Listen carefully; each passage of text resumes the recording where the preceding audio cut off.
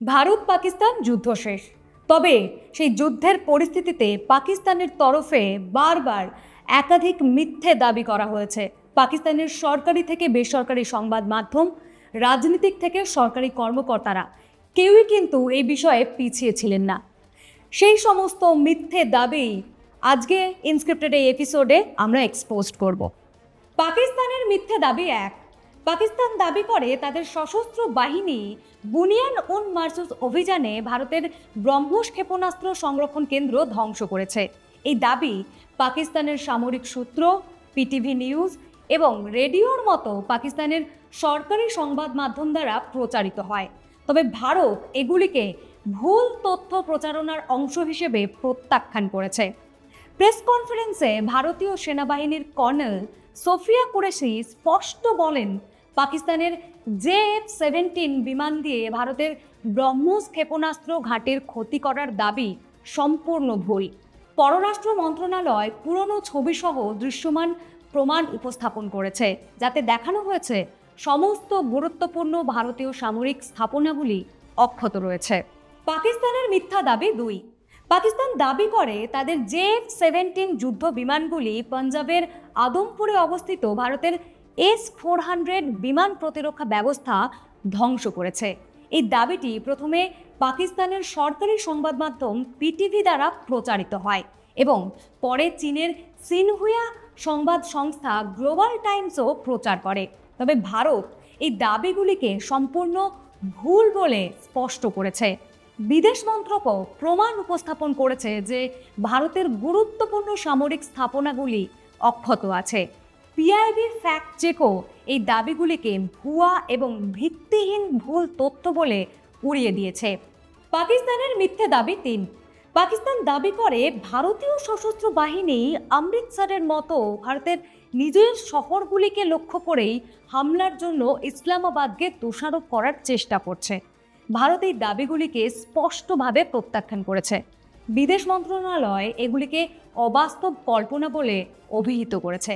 পররাষ্ট্র সচিব বিক্রম মিশ্রি বলেছেন, নিজের দেশের শহরে আক্রমণ করার এই ধরনের কাজ কেবলমাত্র পাকিস্তান রাষ্ট্রই ভাবতে পারে।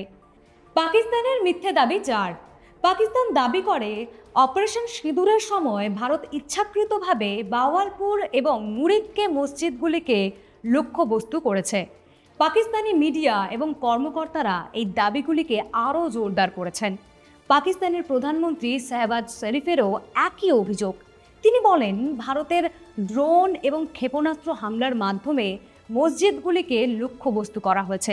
তবে ভারত এই অভিযোগগুলিকে তীব্রভাবে অস্বীকার করেছে, কারণ বিদেশ মন্ত্রণালয় দাবি করেছে যে অপারেশন সিঁদুরের হামলাগুলি কেবলমাত্র ভারত বিরোধী কার্যকলাপের জন্য ব্যবহৃত হয়েছে এমন সন্ত্রাসী শিবির এবং স্থাপনাগুলিকে লক্ষ্য করেই করা হয়েছিল।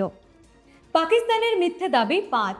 পাকিস্তান অভিযোগ করে ভারত ড্রোন হামলা শুরু করে পাকিস্তানের ভূখণ্ডে, যার লক্ষ্য নিজেদের বিনা উস্কানিতে আগ্রাসনের শিকার হিসেবে তুলে ধরা, যাতে পরবর্তী প্রত্যাঘাতকে আত্মরক্ষার একটি পদক্ষেপ হিসেবে তারা দেখাতে পারে। ইসলামাবাদ অসংখ্য ভারতীয় ড্রোন মাটিতে নামানোর দাবি করে বিমান প্রতিরক্ষার একটি চিত্র তুলে ধরার চেষ্টা করেছিল। ভারত প্রমাণসহ এই দাবিগুলি প্রত্যাখ্যান করেছে। পাকিস্তানের মিথ্যে দাবি ছয়। পাকিস্তান দাবি করে তাদের প্রত্যাঘাতে বেশ কয়েকটি ভারতীয় বিমান ঘাঁটির উল্লেখযোগ্য ক্ষতি হয়েছে। পাকিস্তানের সরকারি সংবাদ মাধ্যমগুলি ভারতের আদমপুর, সিরসা, পাঠানকোট, ভুজ, বাথিন্ডা, উধমপুর এবং শ্রীনগরের বিমান ঘাঁটিতে হামলার খবর দেয়।